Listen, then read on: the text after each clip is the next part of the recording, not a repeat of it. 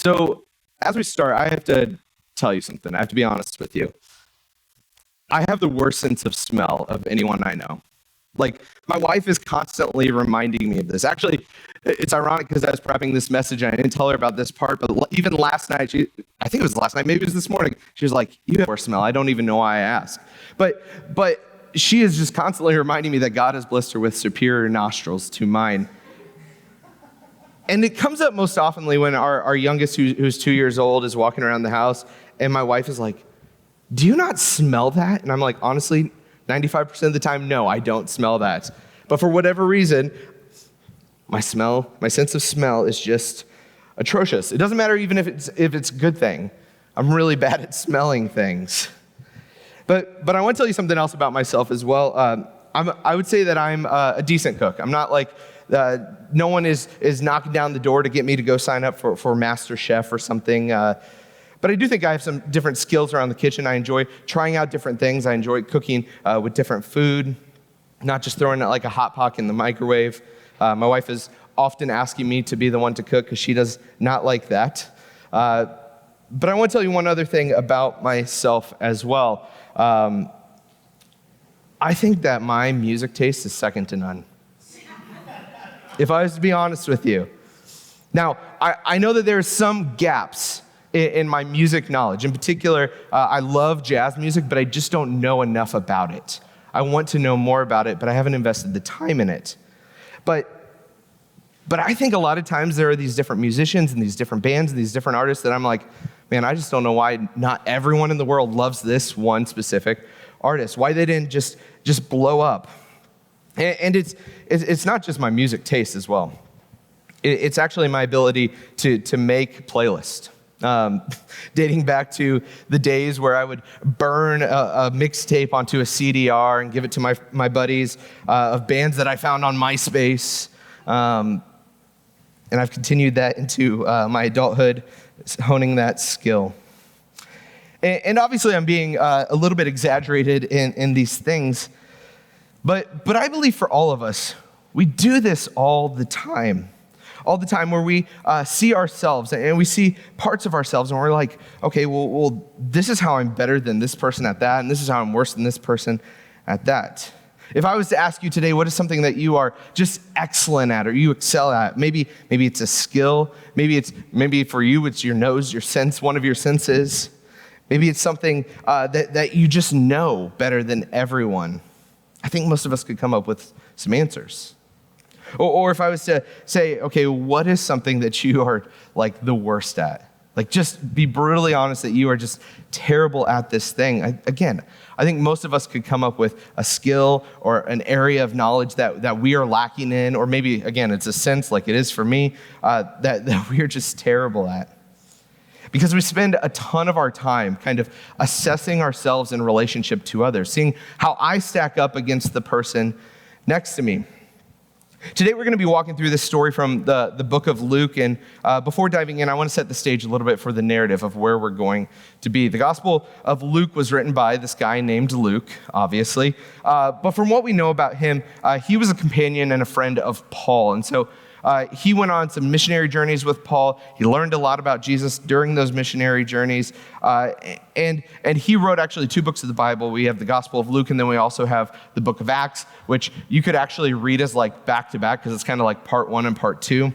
And one thing we know also about Luke is because of some of the language that he uses, he was a doctor at the time because he uses a lot of just very precise language when it comes to medical things that the ordinary person in ancient times doesn't really know.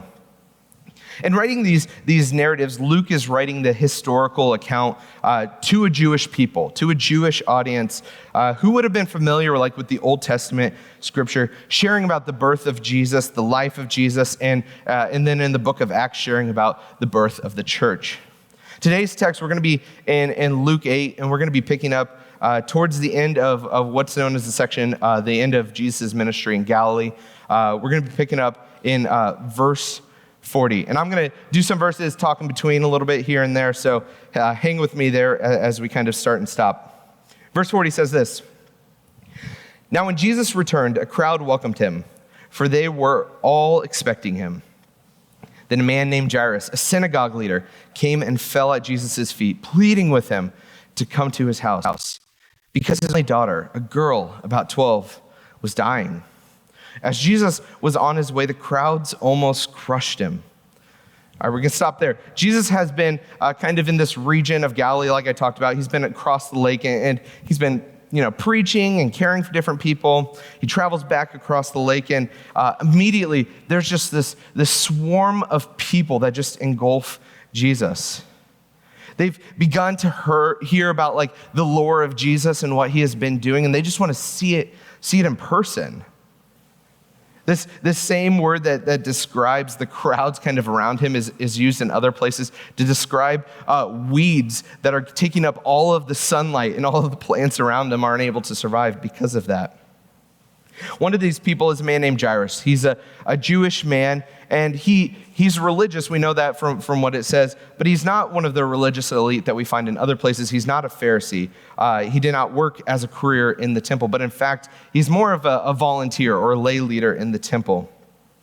What we also know about Jairus is that he has a lot of money. He's pretty prominent in the community, which is also kind of interesting that when Luke is describing him, they're describing him for his volunteer work and not for these other things that he's actually known in the community for. He comes to Jesus and he's desperate. His daughter is sick. He falls to his feet, humbling himself, and he just begins to plead with Jesus. Maybe he's demonstrating here that he believes that Jesus is this authority figure. He has faith that Jesus can heal his daughter. Or maybe he's just on his last bit of luck and just so desperate that he is just reaching out, looking for a sliver of hope that Jesus can bring about this change. And I'd be curious, but I would guess that his synagogue friends did not like him reaching out to Jesus in this way. But let's keep reading. Verse 43. And a woman was there who had been subject to bleeding for 12 years, but no one could heal her. She came up behind him and touched the edge of his cloak. Immediately, her bleeding stopped. All right, we're going to stop there as well. This woman sneaks up behind Jesus. She's just hoping to touch his robe, hoping that she can be healed. We don't find it in our translation here, but there, if you do look at your Bible or you look online, there's a little footnote there that says that in some manuscripts it also says this phrase that she had spent all she had on doctors. She had these health issues for 12 years. There's no cure. She's reached out to doctor after doctor after doctor after doctor with no luck. And Luke, what's interesting again, is he is a physician, and he's likely interacted with people like this woman. Who knows? Maybe even interacted with her. We don't know. But she is impacted, obviously, as we read here, physically with what's going on with her body. But she's also interacted financially because she's given up everything to look for a solution. But she is also impacted socially. Because in the Jewish law, when a woman was on her period, she was deemed unclean. Anyone who touched her would also be considered unclean. So women, during this week, every month, they were isolated. This woman had suffered for 12 years of bleeding, and so for 12 years she has basically been living in social isolation, other than when she goes and spends time with the doctors looking for any sort of help. For more than a decade, she's not had this physical contact. She's broke. She's probably in pain. She's desperate, just trying anything to grasp onto Jesus' clothing in hopes of a miracle. Let's keep going in verse 45. Who touched me? Jesus asked. When they all denied it, Peter said, Master, the people are crowding and pressing against you. But Jesus said, someone touched me. I know the power has gone out from me. Then the woman, seeing that she could not go unnoticed, came trembling and fell at his feet. In the presence of all the people, she told why she had touched him, how she had been instantly healed. Then he said to her, Daughter, your faith has healed you. Go in peace. Sometimes I love the way that the disciples are characterized in these stories, because Jesus is like, who touched me? Someone touched me. And we got Peter over here that's like, bro, everyone is touching you. Like, what are we talking about here? It always makes me laugh sometimes when I read those verses. But the woman here, she is scared. She's petrified. She's trying to conceal her identity. She does not want to be known, which is why she creeps up. She is hidden, and it's only when she knows that she has to own up to it that she identifies herself, publicly sharing what has been going on physically and how Jesus healed her. And her reaction is to fall in front of Jesus. And Jesus receives her. He meets her in her desperation, and he recognizes her. His family calls her daughter. Verse 49, let's keep going. Finish it out. While Jesus was still speaking, someone came from the house of Jairus, the synagogue leader. "Your daughter's dead," he said. "Don't bother the teacher anymore." Hearing this, Jesus said to Jairus, "Don't be afraid, just believe, and she will be healed." When he arrived at the house of Jairus, he did not let anyone go in with him except Peter, John, James, and the child's father and mother. Meanwhile, all the people were wailing and mourning for her. "Stop wailing," Jesus said. "She's not dead, but asleep." They laughed at him, knowing that she was dead. But he took her by the hand and said, "My child, get up." Her spirit returned, and at once she stood up. Then Jesus told them to give her something to eat. Her parents were astonished, but he ordered them not to tell anyone what had happened. Jairus' daughter here is dead, and Jesus insists, let's keep going. Let's see what the situation is. They enter the house, and Jesus brings this girl back to life. And then this is another one of those funny moments as well in Scripture where Jesus is like, "She's probably hungry. We should probably get her some food. And I know that you just experienced this miracle, and everyone thinks that she's dead, and everyone is wailing, but don't tell anyone." What are her parents supposed to do? Because everyone thinks that she's dead. Are they just supposed to go out into public and be like, "Guess we were wrong"? What? It blows me away sometimes, what they're supposed to do. Luke here, throughout this passage, is just brilliant linguistically, how he words things and how he kind of puts things together. Because he takes these two stories and he kind of intertwines them. And throughout them, if you're listening closely, you'll see that there's some parallels that exist between these two stories, between these two individuals, but there's also these very polarized distinctions. Let me identify some of these because I think they're really interesting and fascinating. Some of the parallels that we read here, 12 years. This is both how long the woman has suffered. It is also the age of the girl. Both Jairus and the woman are desperate for healing. And maybe they believe that Jesus can do it, or at least it's a last-ditch effort. They've tried all these other things, and this is what they're going to try now. Both of them are around some other people that don't seem to have the same faith that Jesus can do these things. Both of them also have the same posture of falling down before Jesus. But some of the distinctions, I think, also tell us a lot about what's going on in this story. Jairus is a man. He's a prominent member of the community. Whereas the woman, if you heard throughout the story, I never said her name because she doesn't have a name. She's not given a name here. She's been isolated from community, and she's left nameless here. Where Jairus, everyone knows him. He's part of the community. The woman has experienced 12 years of suffering. But for Jairus, he had experienced 12 years of joy because he had his daughter. He is rich or at least fairly well off. I mean, he has a servant come to meet him, whereas she has spent all of her money looking for any sort of help. She's broke. He has a sense of honor approaching Jesus, saying, "Jesus, I need your help," where she kind of quietly creeps up behind him without Jesus knowing.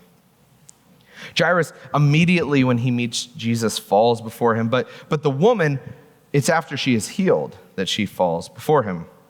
The woman publicly declares her story, where Jairus is told to keep it a secret. And obviously, here we're talking as well about they have different genders. It's a man and a woman. Frequently, when this story is taught, there's kind of this point to talk about Jesus' power over sickness and over death. And while I think there's a lot of truth to that, it doesn't necessarily fit into what we're talking about in the series, The Heart of Jesus. So I'm going to take it from a little bit different point of view. When we talk about the heart of Jesus in this passage, it's exposed through some of these details, drawing these parallels and these distinctions between these situations and these persons. He's trying to show that these two separate but intertwined stories have some sort of a relationship. Why does Luke tell this story in this way? What purpose does it serve? Let me suggest that Jesus shows us that he's not going to acquiesce to social hierarchies. The heart of Jesus stands in contrast to some of the pyramids that we create or live within. Maybe you don't understand what I'm talking about. It's some of the ways that we see this. It's the systems and the structures that we use to try to differentiate ourselves from other people. What do I need to do to get into this specific college? How can I stand out from the field? How do I leverage myself to get a better salary? How do I climb the corporate ladder so I receive the rank or the promotion that I want to? And I'm not saying that any of those things are bad things. They're goals that we try to pursue. However, it can be problematic when we use our rankings as a means to make determinations about other people or to inform the posture in which we carry when we approach Jesus. I think for many of us, we have a tendency to kind of carry one of two postures. Sometimes I think we go back and forth when we approach Jesus. Some of us approach Jesus and we're like, Jesus, do you know who I am? Do you know what I've done? Do you know all of the things that I have done for you? Is what you have in store for me good enough, prestigious enough, Jesus? Or some of us approach it in the opposite way, where we're like, God, you know what I've done. Why would you want anything to do with me? You know that I hurt the people I'm around. You know that all my relationships fall apart because of me. You know how worthless I am. What do you want? But Jesus doesn't acquiesce to these social hierarchies. He does not allow Jairus to come in and curry this favor because of his position, nor does he dismiss the woman as a response to her position. Instead, he kind of treats them the same. Despite Jairus being culturally superior in nearly every category, Jesus welcomes them both. And in the same way, Jesus is here for you, regardless of where you position yourself on the social hierarchy or social pyramids. He loves you. He's waiting for you. For the rest of my time, I want to make a few observations about our relationship with these social hierarchies and these pyramids. I'm not going to solve every question you may have, but more so just throwing out some things that are food for thought that hopefully you can just chew on throughout the day. Some of these things may be hard or difficult to hear, but it's uncomfortable for all of us, so I'm uncomfortable as well talking about some of those things, so we'll do it together. To do that, I have 6 different words that I feel like kind of categorize our relationship to social hierarchy that we'll walk through. The first one is this word aware. Regardless of whether or not we want to admit it, most of us are highly aware of where we fit in to these things. Maybe that's from a culture at large. Maybe that's microcosms of our society. Maybe that's in your work environment. We know. We're given rankings. We understand where we fit in. We see our placement in terms of some of the terminology we use, some of the ways we classify things, what we identify as normal versus other things that need the adjective to describe the exact same thing. Our wallets reflect this. The clothing we wear reflects this. It's baked into everything we do. Who is on top and who is on the bottom. And this is even in a society that we are founded on these ideas of equality and inalienable rights. But that doesn't really exist because we're human. We mess up. Let me give you an example of this, how it plays out in our lives. Earlier this year, there's this website called Sportico who put out this article, and it was the top 100 most paid athletes, highest paid athletes. This is their salaries combined with any endorsements that they received. Out of the top 100, 98 were men. 2 were women. Naomi Osaka and Serena Williams, both of which who play tennis, if you're unaware of that. Of the top 136 of them were NBA players, all of which made at least $30 million. My favorite of which is John Wall, which if you don't know much about the NBA, John Wall didn't even play a single minute last year, not because he was injured, but because he was so bad that the team wanted to trade him and couldn't find anyone who was willing to trade for him. And he made $40 million last year. The lowest paid player on my favorite team, the Chicago Bulls, is this guy who was a rookie, Ayo Dosunmu. He made $925,000 last year. But when we compare that to the WNBA, for example, there are three women who kind of tie for the highest salary in the WNBA. And the highest salary in the WNBA is $228,000. So in fact, a lot of the WNBA players go overseas in their offseason to make more money, which is why we know about the Brittany Griner situation in Russia, because Russia is one of those countries that WNBA players will go to play basketball, to make money. Culturally, we vote with our presence, which games we attend, with our money, with our endorsement deals, what the social hierarchy looks like. And what we vote is that the lowest paid man playing professional basketball here in the United States is 2 to 3 times more valuable than the highest paid woman. This awareness was also true in Jesus' day. Whether it was the disciples trying to shoo away the children, saying, nope, we don't have time for you. You're not in our spot on the social hierarchy. Whether it's people who are sick or disabled, being ostracized. Jesus engaging with these different women who his peers would have never talked to. There's an awareness of social hierarchy, where we stand with it, that is present today, but it's been present even in the time of Jesus. The second word I would describe our relationship with this is advantage. Likely we have all benefited in some way or been given an advantage, either knowingly or unknowingly, from where we sit in this social pyramid. Maybe this is because of who our parents are. Maybe this is because of the school we attended. Maybe this is because of any number of attributes. Malcolm Gladwell has a fascinating podcast called Revisionist History, and he has 2 episodes on there that talk about this playing out in terms of law school, if you've heard this. If not, I'd encourage you to go listen to it because it's really interesting.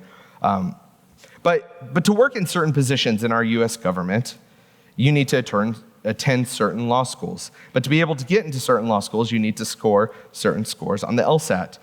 But the LSAT is really weighted towards people who think a certain way, which is you think really fast. People who are slow thinkers but get the same answers are really devalued on the LSAT. And so then they can't climb the ladder to these different rankings. For you numbers folks out there, let me break it down this way. Since 1970, there have been 19 justices appointed to our Supreme Court.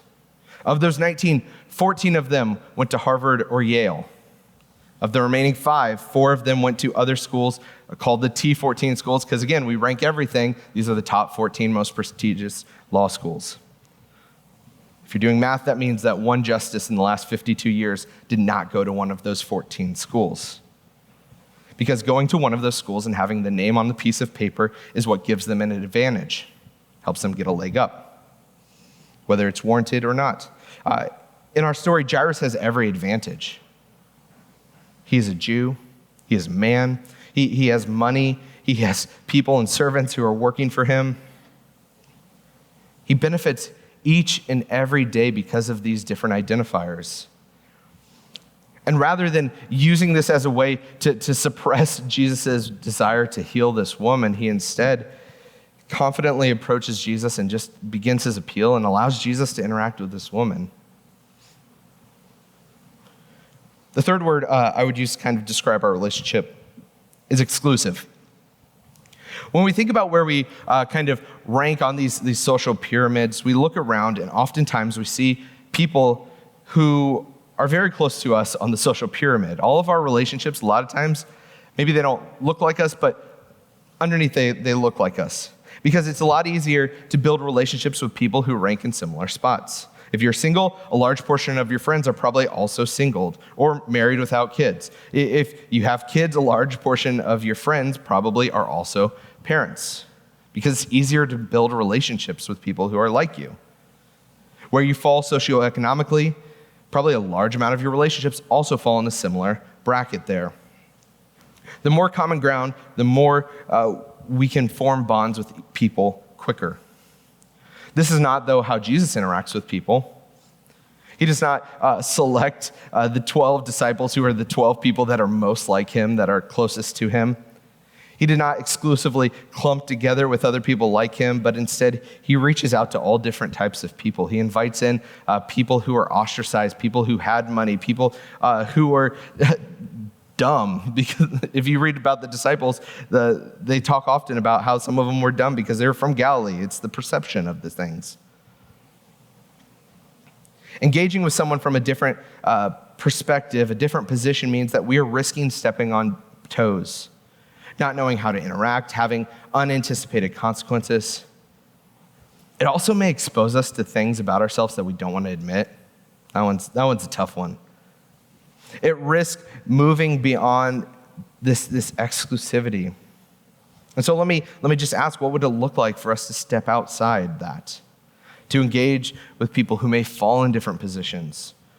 Not in terms of a way of judgment or being served or serving or whatever, but in terms of like peer relationships. Because the more we are in isolation, the more we naturally begin to augment fear about other people. Diane Lamberg writes in one of her books that we would rather believe a reassuring lie than an utterly inconvenient and disturbing truth. And that's the truth. That one stings too. We can get rid of some of these caricatures that we create of other people as we establish relationships with other people and view them as peers. To Jesus, both the woman and the daughter are viewed as his loving family. They're viewed in the exact same way, even though they have nothing on the surface that is the same. The next word I would use to describe is exploit. Some of these last ones aren't as positive. I'm sorry.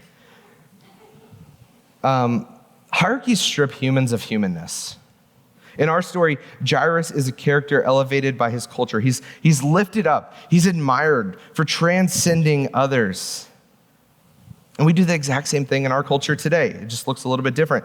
You know, celebrities in our culture, they're elevated as if they are above just the regular common folk, which some celebrities begin to buy into that, and then they begin to think that they are above the fray and can get away with anything. However, then there's also these moments where these celebrities that we've put up on this pedestal, like, are humans and show their humanness, and we really struggle. Like, there was a lot of backlash when Simone Biles pulled out of the Olympics a couple of years ago. You know, I was reading the other day some Facebook comments about a band that had canceled a tour because one of their members died, but they didn't share that he had died. And there's like people that's like, oh, you're not playing in my town. It's like, come on, guys. Like, they had something go on that we can be a little bit empathetic towards. But we elevate people to these positions where we treat them as if they're not actually people.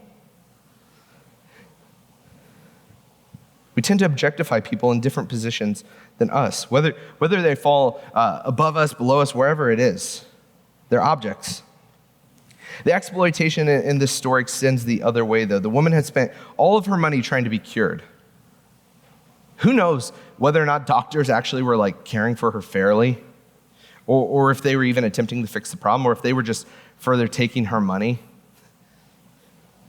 Who knows what people were taking advantage of her as she just sought out the healing and looked for help. She's desperately grasping at Jesus. She has been shunned by everyone else. Her dignity has been stripped, and others viewed her with pity. In desperation, she reaches out. And when Jesus asks this question, she has to show her face in front of everyone. This is the type of person, again, that sometimes the disciples have been like, no, Jesus doesn't have time for you. She's here a victim of exploitation with copious amounts of shame and just desperate for Christ's healing touch. The fifth word is vulnerable, which I think is kind of a funny word and a fascinating word in the way that we use it in our context. Because we kind of use it in this like pseudo-positive way. You know, like, I mean, Brene Brown has made an entire career off of this. We speak of vulnerability as inviting other people in, and the reason vulnerability is almost like talked about in this pseudo-positive way is that because many of us are not actually physically vulnerable. See, in any context, any social hierarchy that exists, the top a lot of times can choose to not be vulnerable, and the bottom is forced to be vulnerable. Because vulnerability is defined this way: of a person in need of special care, support, or protection because of age, disability, or risk of abuse or neglect. Now, if you're a person that is in this position of risk of abuse or neglect, by all means, please reach out to someone, whether that's a family, a friend, our staff, local authorities, whoever that is. But for most of us, we're not in that position.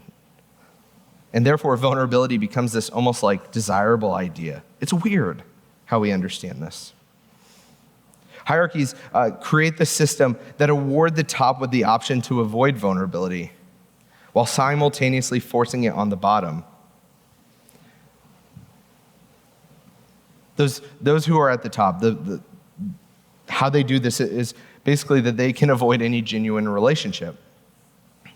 Because community is never mutually beneficial when you're at the top. And you never have a need to depend on someone else. While at the same time, we force on the bottom the vulnerable state, just continually living out trauma, while the self-worth and self-value constantly dwindle. In the story here, the woman is clearly vulnerable. She has no money. People have taken advantage of her. Possibly she lacks like the basic amenities if she has no money.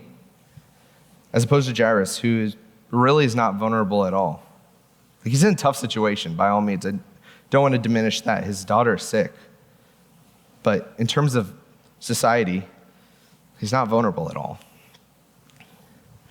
The last word I want to use or talk about here is the word violence.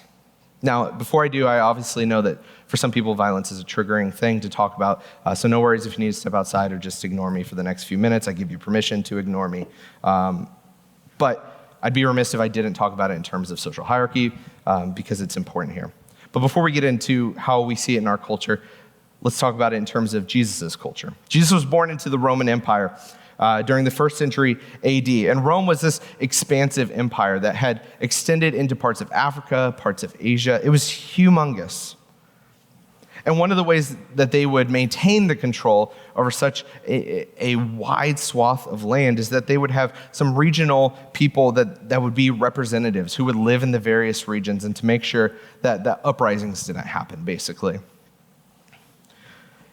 The Romans also had this phrase that they used often, and it was used as propaganda on different coins and different inscriptions.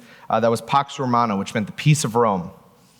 And it's kind of amazing when we think about the Roman Empire. I think sometimes we forget about how like brutally violent Rome was. Like the things that we know that we've like created into like pop culture things from the Roman Empire, like, Julius Caesar was assassinated by all of these people.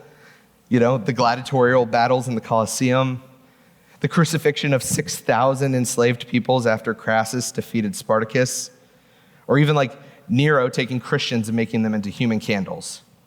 This is who the Roman Empire was. Violence is everywhere. And in these cases, violence is used to keep or to usurp power. And hierarchy is maintained through the means of violence. Sometimes this is explicit, sometimes, though, they can be a little bit more hidden. Violence is also present in our context, often to maintain or to demonstrate power. Man, I'm going to share some pretty awful statistics about guys here real quick. According to the FBI, in some cases, in cases that gender is known, 81% of violent crimes and 88% of homicides are committed by men. If we look more specifically, from 1966 to February 2020, there's been 172 mass casualty shootings. So not a mass shooting, but a mass casualty shooting. And this stopped in 2020. We know plenty of examples since then. Of the 172 shooters, 168 were men. There have been 4 women who have been a part of these, 2 of which acted with men, two of which acted alone.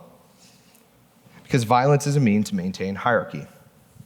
Violence is a mean to maintain hierarchy, and it extends to Jesus' time. I mean, look no further than Jesus' crucifixion. How do we suppress Jesus, this guy who's starting an uprising? Well, we kill him in this gory, gruesome way. As we conclude here, I want to take a few minutes just to consider how maybe we respond to some of this. Because, like I said, I'm not wrapping it all up in a pretty bow for you all. I'm kind of just leaving it on the table for you guys to sort through and to wrestle with and to think about your position of social hierarchy. But I want to provide 3 different kind of questions to think about kind of as we conclude here. How should we respond concerning ourselves? How should we respond concerning others? And then how should we respond concerning God? So let's start with ourselves. I think it starts by having a well-rounded awareness of who God made us to be. As I mentioned, a lot of times we understand who we are. We understand the context that we exist within, but it's not necessarily well-rounded. We're missing perspectives. So we can ask questions like, who do I perceive myself to be? How does society, or who does society perceive me to be? How does God see me? And then we can begin to analyze those 3 areas and further develop an awareness of ourselves. The more aware we are of ourselves, the easier it is for us to see how we can best use or leverage our position in this social hierarchy to help other people, not to be a detriment to other people. By advantaging others, we see beyond ourselves. Jairus could have leveraged his position. He could have encouraged Jesus, hey, Jesus, just ignore this woman. And many other people probably in his position would have. But he knew not to do that in this specific instance. He did not use it to surpass the importance of this woman's need. Second question, how should we respond concerning others? We engage with the relationships where we choose empathy over sympathy. Scott Cormode says this about empathy and sympathy. Empathy is different than sympathy. Sympathy is feeling something about someone else. Empathy is feeling with that person. So we cannot experience empathy or feel empathy unless we're proximate, because we need to be with that person, to feel with that person. When we get beyond the exclusivity, the small circles we live within, and we get proximate to other people, we can begin to have relationships that are grounded in empathy. Empathy is the space where 2 distinct people, 2 very different people can come together. They can grow. Sympathy at best excludes others and at worst exploits them. Empathy does not erase dignity. Instead, it highlights the humanness and the humanness of the person and what they are going through. When the woman and Jairus meet Jesus, both are met with empathy, an acknowledgement of the pain and the desire to help them heal. And lastly, the third question is this, just how should we respond concerning God? Here, I think we have to ask ourselves a question. What is the posture that I'm approaching Jesus with? Both of these individuals here are kind of at this horrible point in their lives, and they both just fall before Jesus. There's humility being present before God. There's this hoping and longing for miracle. They were desperate, and their posture evidences that. Evidences the need for Jesus. When we face Jesus, he's not looking at where our position is in society. He does not want necessarily a resume of the good and the bad that we've done. Instead, may we choose to enter into a relationship with Jesus with the correct posture rather than worrying so much about displaying our social positions. Would you all pray with me?